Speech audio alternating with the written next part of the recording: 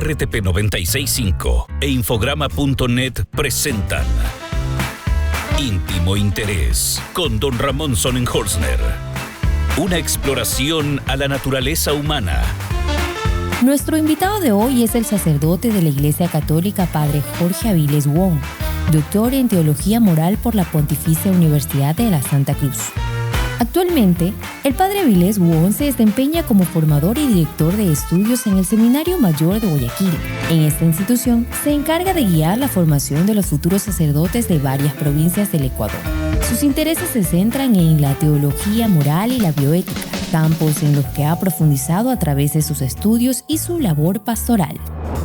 Hoy vamos a abordar un tema muy especial, la eutanasia, cuyo origen viene, sus raíces etimológicas, viene del griego que significa buena muerte. Es un tema que los últimos 10 años ha causado una problemática cultural de la comprensión de esa necesidad o no necesidad, de su legalidad, su ilegalidad, su moralidad o su inmoralidad. Ha generado varios campos de discusión. Y hoy hemos considerado importante invitar a un sacerdote de religión, un sacerdote católico, apostólico y romano, Jorge Avilés, a quien le doy la bienvenida. Muchas gracias, Ramón. Bienvenido. Muchas gracias. Tenerlo acá. Un saludo a todos los que nos siguen. Cuéntenos, cuando se define y estaba buscando el significado del origen, le llama buena muerte. Es decir, cuando se habla de eso, y voy a hacer la traducción para no quedar, porque lo voy a meter en un campo filosófico, dice, el término eutanasia deriva de los vocablos griegos eu, cuyo significado es bueno, y thanatos, que significa muerte. Por consiguiente, su significado es buena muerte. Bueno. La Iglesia ha hecho una resistencia conceptual a ese tema, no de hoy, desde tiempos anteriores. Hoy ha vuelto a la mesa esta discusión, con el hecho de que muchos países ya lo han aceptado, muchísimos países lo han aceptado. ¿Cuál es la razón de la oposición de la religión frente a este sentido, clamor de la sociedad de haberse desconectado o desconectarse? Entonces, lo de la definición es súper interesante, porque claro, buena muerte viene a ser un eufemismo en estas condiciones. La Iglesia, efectivamente, desde el 1980 tiene el primer documento en el que habla específicamente sobre la eutanasia, se llama Iura et Bona. Luego, en el 95, Juan Pablo II saca la encíclica Evangelium Vitae y habla largamente sobre el aborto y la eutanasia. Entonces, en estos documentos, por ejemplo, ya va haciendo un diagrama en general sobre la problemática en torno a la eutanasia, y la causa principal es que la vida es sagrada. La vida es sagrada vista desde la fe.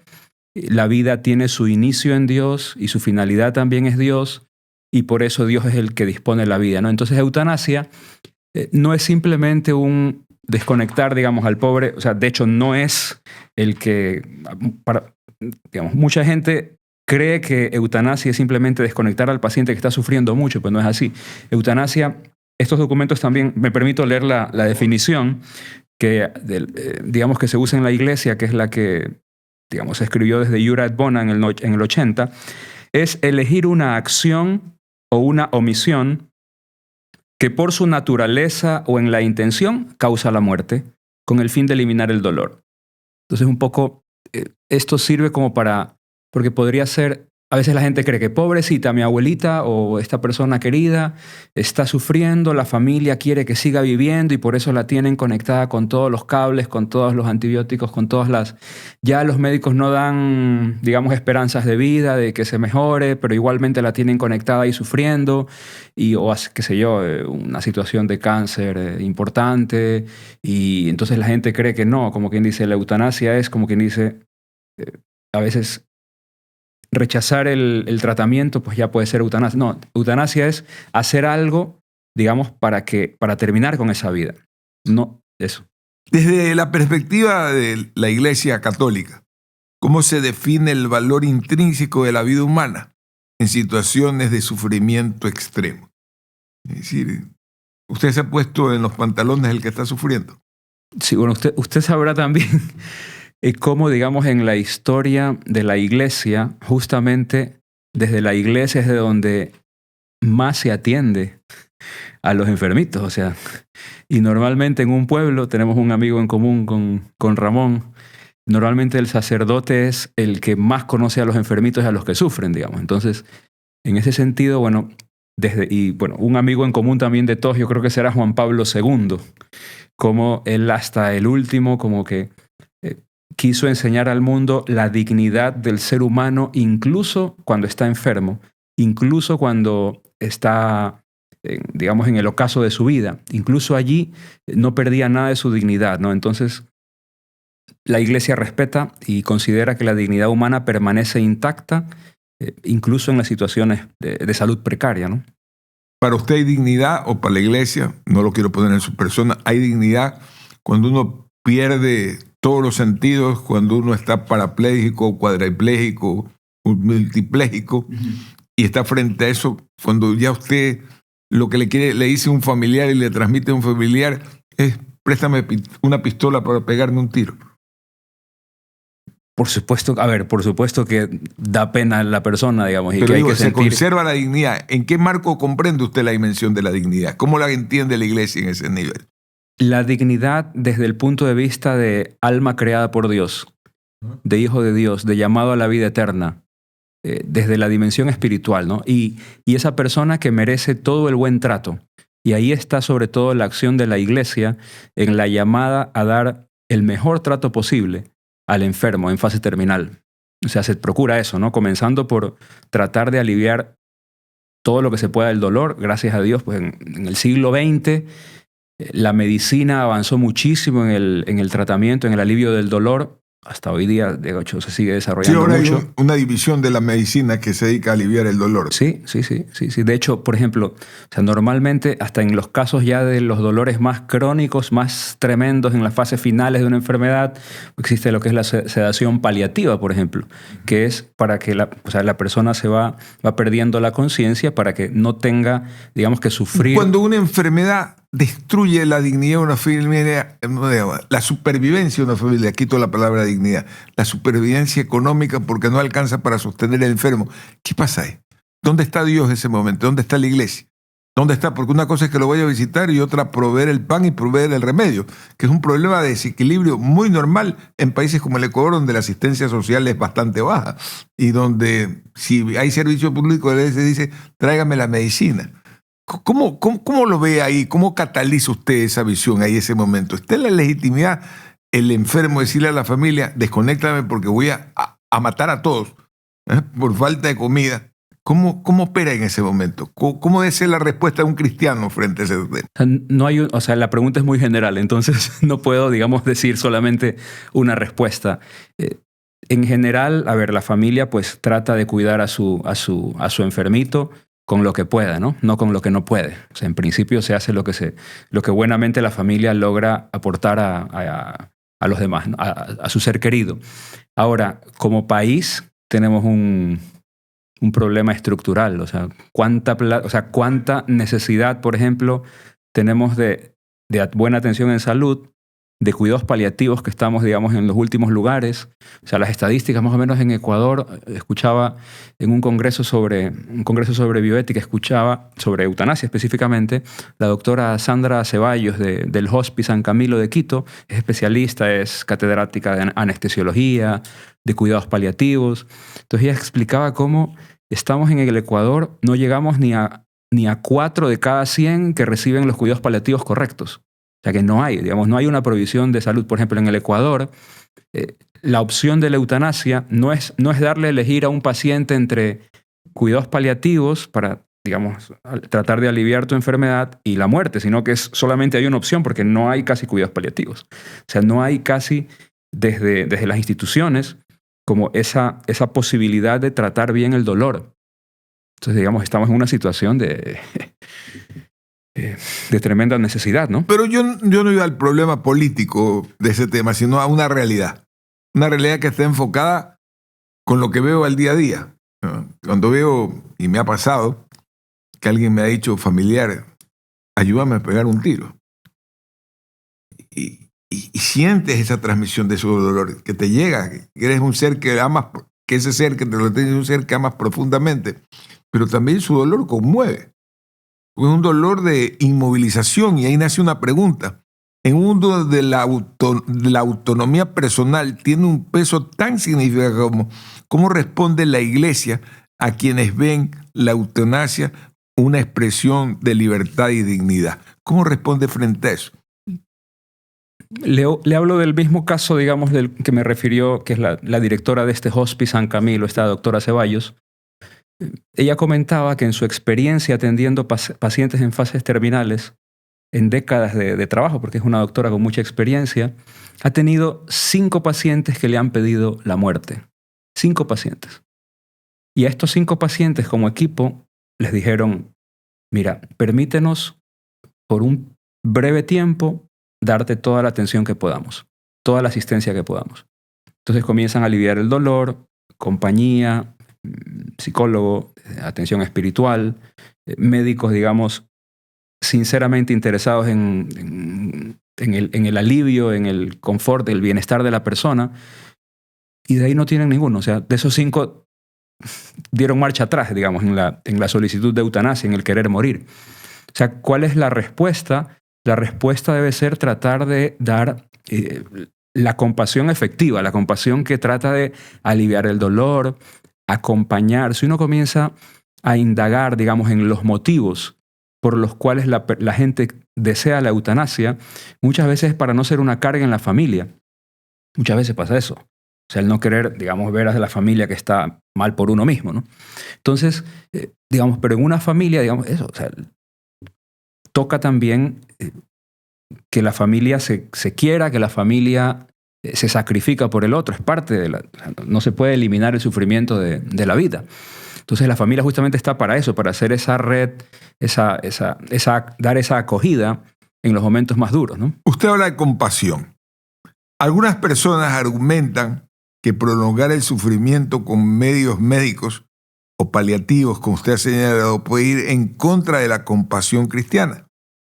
¿Cómo equilibra la Iglesia el respeto por la vida con el alivio del sufrimiento? ¿Cómo lograr ese equilibrio? ¿Qué? O sea, el alivio del sufrimiento puede ir hasta el final, digamos, en el sentido de, o sea, todos los esfuerzos sean... La oración alivia. Sí, también. Pero sin quitar nada de la medicina. Sí. O sea, la medicina es totalmente lícita y es necesaria. O sea, no es que el católico no es que se le dice anda y sufre y ya está, sino primero vaya, intente aliviar el sufrimiento, paliar el dolor. O sea, la parte física, por supuesto, y también espiritual. Y la oración está comprobado que un paciente con fe, pues, digamos que tiene bastante más fuerza, digamos. Bastante fuerza y a veces se salva. Sí. En el caso de mi madre pasó ese tema. Rezaba tanto. Nuestro amigo en común tenía eso que ya algunos ancianitos del pueblo de Laurel, estamos hablando del padre Lothar Sachs, que de Dios goce, un sacerdote maravilloso, extraordinario, que vino a servir a la arquidiócesis de Guayaquil en la zona de Daule, por décadas. En la parroquia de Laurel. En la parroquia de Laurel, sí. Y entonces él, digamos, varias veces le pasó que iba a visitar a una ancianita que ya estaba falleciendo y se recuperaba. Y varias veces en la vida de la misma viejita pasaba que llamaban al padre, hasta que al final decía a la familia, ya no lo llamen al padre. Ya está sano. Ya no lo llamen al padre para que ya la señora se pueda ir tranquila, como quien dice. Que terminaba, cada vez que el padre llegaba, la señora se recuperaba. Como sacerdote, ¿ha enfrentado situaciones en las que acompañar a una persona en el sufrimiento lo haya hecho cuestionarse sobre la eutanasia o el límite entre la fe y la compasión? A ver, por supuesto que a mí me tocó hacer estudios de posgrado sobre bioética y justamente la materia que me puse a estudiar más fue la eutanasia. Pero estudié los debates en el Parlamento británico sobre la eutanasia, desde el 1936, que fue el primer proyecto de ley. 1936, hasta el 2015, en aquel entonces cuando estuve estudiando, que fue el último. Después en este ínterin han presentado 2 otros proyectos. Entonces yo lo que estudié fue, digamos, todo lo que se dijo a favor y en contra, eran como 25 propuestas que hicieron. O sea, proyectos de ley, enmiendas, cuestiones, digamos. O sea, que generaron debate en el Parlamento británico. Entonces, interesante como me tocó estudiar los argumentos a favor y en contra en un parlamento. Entonces ahí se hablaba desde Dios, argumentos filosóficos, argumentos sociológicos, mucho sobre el dolor de la gente, la compasión, el derecho, digamos, a elegir, la autonomía. Entonces, digamos, me ha tocado ponerme de los dos lados, ¿no? ¿Y cuál hasta por estudio es la argumentación en la cultura anglosajona? Porque cada cultura tiene una forma diferente de ver ese tema, ¿no? Los anglosajones son anglicanos, católicos convertidos en anglicanos por razones políticas, básicamente, pero en el fondo son cristianos, son católicos. ¿Cuál era el argumento de peso que tenía esa mentalidad? Me imagino que los laboristas eran los que estaban más del lado de la eutanasia que los conservadores, ¿verdad?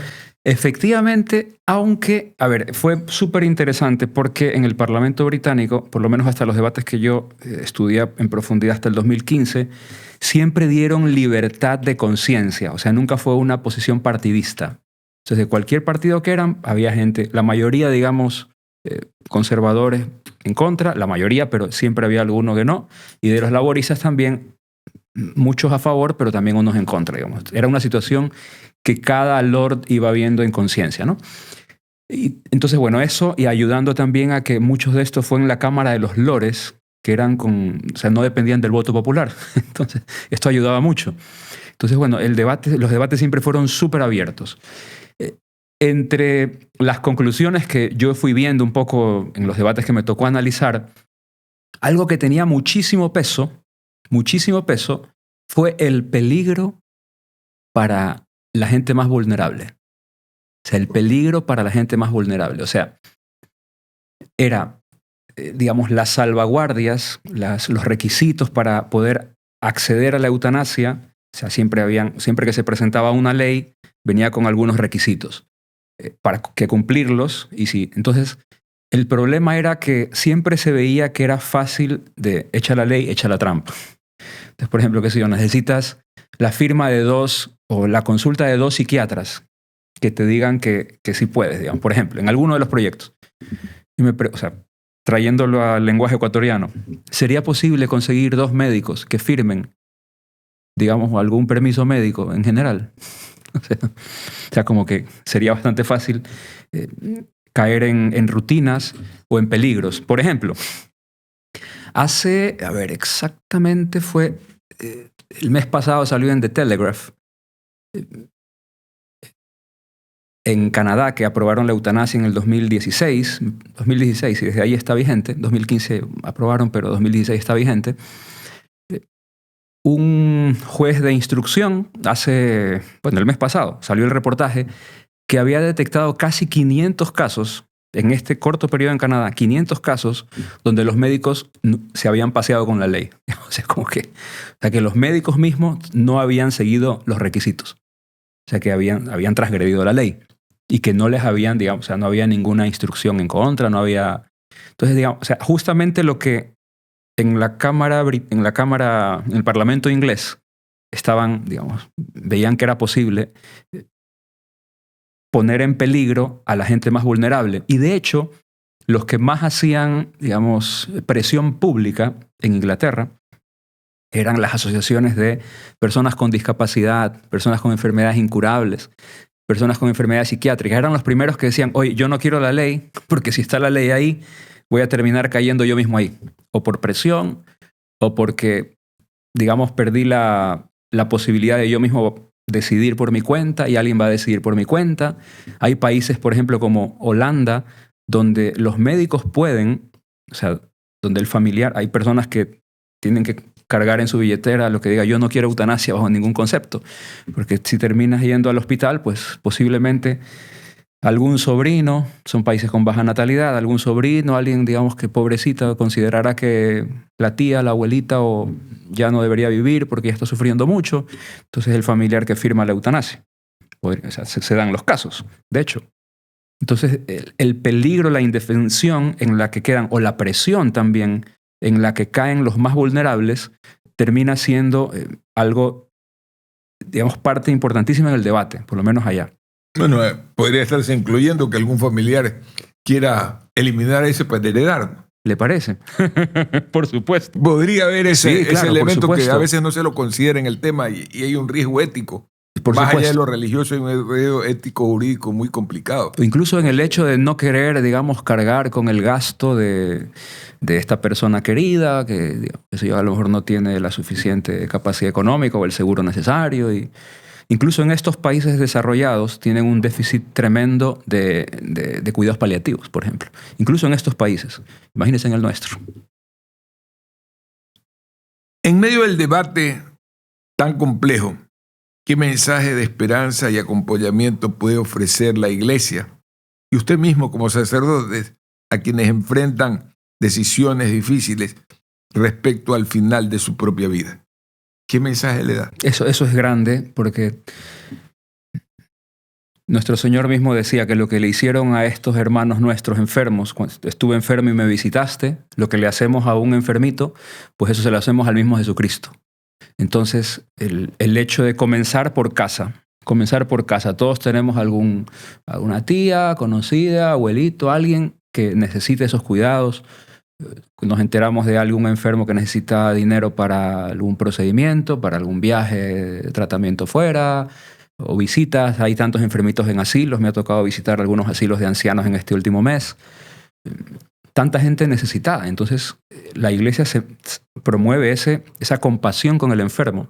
Desde las parroquias más organizadas tienen todo un servicio de visitar a enfermos. Por ejemplo, yo hace unos 8 años estuve a cargo de la Pastoral de la Salud en la Arquidiócesis de Guayaquil.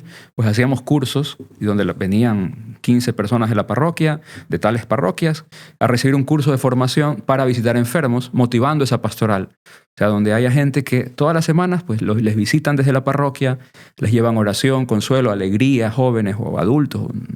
La edad no importa, digamos, a la hora de visitar. En el mismo Laurel, desde los tiempos del padre Lothar, y yo cuando estuve también teníamos el equipo, eran las señoras y un cura. Las señoras y el cura íbamos a visitar a los enfermitos, me parece que eran los días jueves. Los días jueves de mañana íbamos con el equipo a visitar a los enfermitos de la parroquia. De hecho, ahora todavía incluso, cuando me invitan a veces a las misas de la novena de la parroquia de Laurel, todavía me toca, padre, ¿y cuándo visita a la señora fulana? Entonces voy a visitar a la señora Anita, por ejemplo, allá en el sector 6 de Laurel. Toca, digamos, o sea, y con gusto, ¿no? Porque uno hace amistad y eso. Y recuerdo personas allá mismo en la parroquia, o sea, que se han muerto cogidas de la mano del sacerdote. O sea, estaba acompañando, rezando ahí hasta el último momento, digamos. Así, la familia, de hecho, hasta casi un paso atrás del sacerdote, dejando al sacerdote que esté al lado de la persona. Me ha tocado. Entonces, en general, la compasión. O sea, y cuánto alivio da la fe, cuánta gracia, cuánto consuelo, aparte, la esperanza de la vida eterna. O sea, ese es un tema para otro podcast, pero este año, digamos, es el año jubilar, el tema va sobre la esperanza. El tema va sobre la esperanza. Y el tema de la vida eterna es increíblemente esperanzador. Bueno. O sea, y ese tema, dárselo o sea, compartir esa esperanza con un enfermito es invaluable. No queda que otra cosa, querido Jorge, que agradecerle al padre Jorge Avilés que nos ha acompañado en este episodio más de íntimo interés, que lo hemos transmitido con el cariño de siempre y con el deseo que este mensaje llegue y genere sobre todo comprensión y sobre todo mucho análisis. Un abrazo inmenso y hasta el próximo podcast.